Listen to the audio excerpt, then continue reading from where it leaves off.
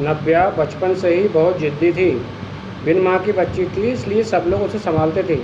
दादी की तो लाडली थी। उसके पापा सचिन की दूसरी शादी करने का प्रयास चालू था, पर ये 7 साल की बच्ची कुछ न कुछ करके अपने पापा का रिश्ता जोड़ने नहीं देती थी। उसकी दोनों नानी और दादी उसे समझा समझा कर थक गई। बेटा, सभी सौतेली माँ बुरी नहीं होती, और हम है ना, तुम्हें अगर तकलीफ़ दी तो हम उस पर चिल्लाएंगे, डांटेंगे।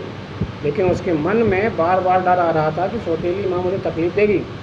पापा भी उसका ही सुनेंगे और उसकी माँ की आखिरी याद, मतलब उसका मंगलसूत्र, वह भी उस सौतेली माँ को दे देंगे। ऐसे उसे लगता था।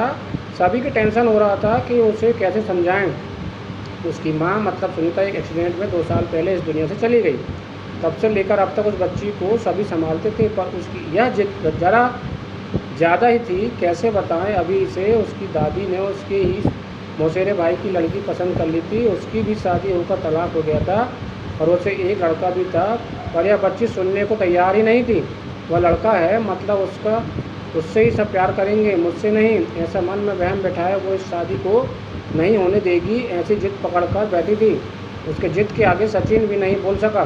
दोनों दादी और नानी काफ़ी चिंतित हो गई। बाद में सुनीता की माँ ने समस्या का समाधान निकाला। सुनीता की एक दोस्त माया, जिसकी उम्र हो चुकी थी, इसलिए उसकी शादी तय नहीं हो रही थी, उसके घर जाकर नानी ने सब हकीकत बताई। वह सब सुनने और समझने के बाद भी माया शादी के लिए तैयार हो गई।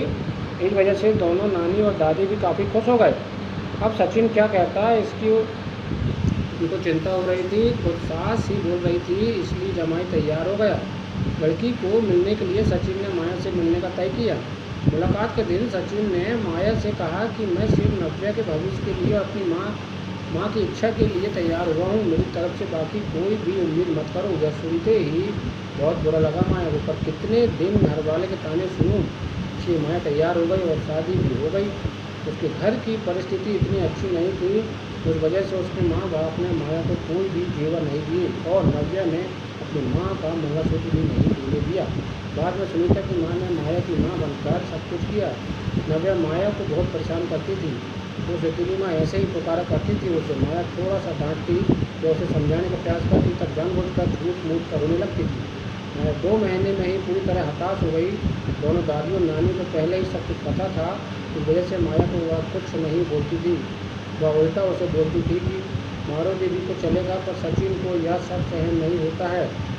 जब परिस्थिति हाथ से निकलने लगी तो माया ने उसकी सहेली को, जो कि एक स्कूल टीचर थी, उसके साथ मिलकर एक प्लान बनाया, और सचिन को असली परिस्थिति का सच का पता चले, इसलिए नव्या के ड्रामा का वीडियो बनाकर उसे दिखाया। पहले माया को ही इन दोनों को धन्यवाद दिया। प्यार से नव्या को समझाए कि उसके आगे तुम्हें माया के साथ अच्छा बर्ताव करना होगा। उसकी सब बातें सुननी होगी। हालांकि नव्या ने काफ़ी हताश तमाशा किया, पर उसकी साइड लेने वाला कोई भी नहीं है। ये उसे समझ में आ गया। उसको माया पर बहुत गुस्सा आता था। माया उसे बहुत समझाती थी। धीरे धीरे माया और सचिन का रिश्ता भी सुधर रहा था, और पति पत्नी जैसा रिश्ता उनमें नहीं था, और जो सचिन ने उसे पहले ही बता दिया था। माया को बहुत बुरा लगता था। उसने अपनी इच्छा अपने मन में ही दबा दी। नव्या को उसने सौतेलीपन कभी भी दिखाया नहीं, पर नव्या माँ उसके साथ झगड़ा ही करती थी। धीरे धीरे नव्या बड़ी होती गई। सचिन हमेशा काम के लिए बाहर रहता था। माया नव्या के लिए हमेशा तत्पर रहती थी। उसने नव्या को बहुत प्यार से समझाने की कोशिश की, पर माया को हमेशा असफलता मिली। उसमें सचिन की माँ हमेशा बीमार रहती थी। उनकी वह देखभाल करती थी। उन्होंने एक बार माया को बुलाकर बताया, मुझे बहुत चिंता होती थी इस नव्या की, पर अभी नहीं होती। तुम हो ना, अभी मेरा कुछ भी हो जाए चलेगा, पर तुम्हारे लिए मुझे बहुत बुरा लगता है। जिस बच्ची के लिए तुम इतना करती हो, उसकी उसे कीमत ही नहीं है। तभी माया मुस्कान के साथ बोली। नव्या को देखते हुए बोली, उसने मुझे हमेशा गलती समझा। हमेशा की तरह नव्या ने माया से बहुत झगड़ा किया। सचिन के घर पर आते ही उसको सब झूठ बताया, पर उसने भी नव्या को ही सुनाया। गुस्से से नव्या ने खाना भी नहीं खाया। माया ने भी खाना खाया नहीं। नव्या को समझाने के लिए माया ने कहा, मुझे तुम्हारी माँ की जगह नहीं चाहिए। उसकी आखिरी निशानी, मतलब मंगलसूत्र भी नहीं चाहिए। जैसे माँ बोलकर पुकार लो, मेरे लिए इससे बड़ा कोई पुरस्कार नहीं होगा। जिस दिन तुम ऐसा करोगी, उस दिन मुझे ममता का गहना मिल जाएगा। वही मेरा खरा पहला गहना होगा। और नव्या सुनेगी तब ना। जैसा था वैसे ही सब चालू रहा। कई दिनों बाद दादी की तबीयत बिगड़ी। उन्होंने सचिन को बुलाया और कहा, माया, बहुत अच्छी लड़की है, वह कभी भी भेदभाव नहीं करेगी।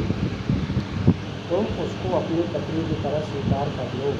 उसकी भी कोई उम्मीद होगी तुमसे, वह पूरा करो। ये ऑफिसर बोलकर गाड़ी चल बसी। सचिन को माँ के वह सब काम में भूल रहे थे। महीना हो गया, पत्नी का सब कुछ विचार करने गैलरी में शांत बैठा था। इतने में माया ने खाना खाने के लिए आ रहा है न ऐसा बोल कर बुलाने आई। सचिन का शब्द का बांध टूट गया और माया के गोद में से रखकर बहुत रोने लगा। और 5 साल बाद पहली बार सचिन ने माया को छुआ। माया भाग गई। इतने में नादिया वहाँ पर आ गई। धीरे से वह विषय वहीं पर ही खत्म हो गया। कई दिनों बाद वापस सब नॉर्मल हो गया। दोनों जब शरीर के मन नजदीक आ गए, नादिया को समझ आने के बाद वह भी जरा अच्छा बर्ताव करने लगी।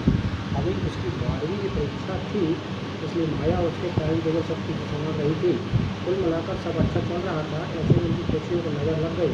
सचिन का रिजल्ट हो गया और वह गुजर गया। और माया और नव्या दोनों ही थे एक दूसरे के लिए जो स्विमिंग के उस पर घर चल रहा था। माया तो ग्रेजुएट नहीं थी, इस वजह से नौकरी में दिक्कत आ रही थी। छोटी छोटी नौकरी करके वह घर खर्चा चल रही थी। सचिन की सब सेविंग उसने नव्या के लिए रख दी। अब नव्या को प्यार हो गया था सुशांत नाम के लड़के से। इस वजह से माया ने उनका प्रेम विवाह करने का सोचा। सब लोग अच्छे हैं, नव्या भी खुश रहेगी।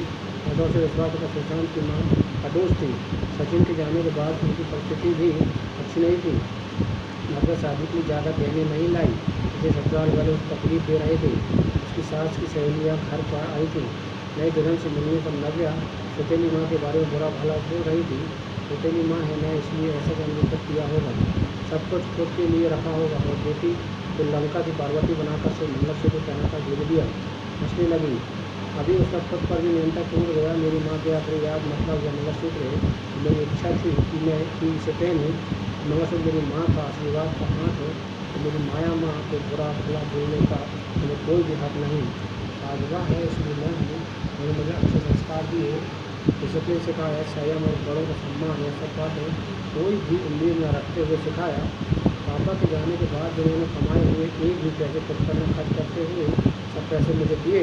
कभी भी सोचेलेपन उन्होंने मुझे नहीं दिखाया। मेरे लिए उन्होंने खुद का बच्चा तक नहीं होने दिया। पर एक पागल को कभी यह समझ में नहीं आया। उन्होंने मुझे सिर्फ और सिर्फ प्यार किया। मुझसे उन्हें एक चीज़ चाहिए थी जो मैं कभी नहीं दे पाई। सब वक्त एकदम सोच में पड़ गई कि आखिर वह कौन सा चीज़ चाहिए थी। तो नव्या से पूछा उन्होंने क्या चाहिए था। सच में बहुत महंगा गहना होगा, इसलिए तो उसने इतना एडजस्ट किया होगा। बातचीत हो रही थी तब वहाँ माया आई। रोते खूबसूरत उसे पुतुल करते हुए हंसने लगी। माया मन में डर गई। नव्या ने ऐसा किया होगा, ऐसा क्या किया जो ऐसा औरतें उसे देख रही हैं। अभी नव्या ने माया को गले लगा था, प्यार से माँ बुलाया। दोनों माँ बेटे सब भूल कर एक दूसरे की बाहों में गुम हो गई। औरतें जब जाना कोशिश कर रही थी कि तभी नव्या बोली, आप सबको यह गहना देखना था ना, यही वह बुलाकर ममता का गहना उसे चाहिए था। दोस्तों, समाज में कई गलत बातें भावनाएँ बनी हुई होती है जो जाने अनजाने बच्चों तक पहुँच जाती हैं। हमें बच्चों को और खुद तुम्हें इस बात को समझाना होगा कि हर पुरानी बात पूरी तरह या हर किसी के लिए सच एक समान नहीं होती। किसी एक का सच दूसरे के लिए झूठ हो सकता है। इसलिए किसी भी बात को अपने दिल दिमाग में बिठाने से पहले उसकी सत्यता की कसौटी करना बहुत जरूरी हो जाता है।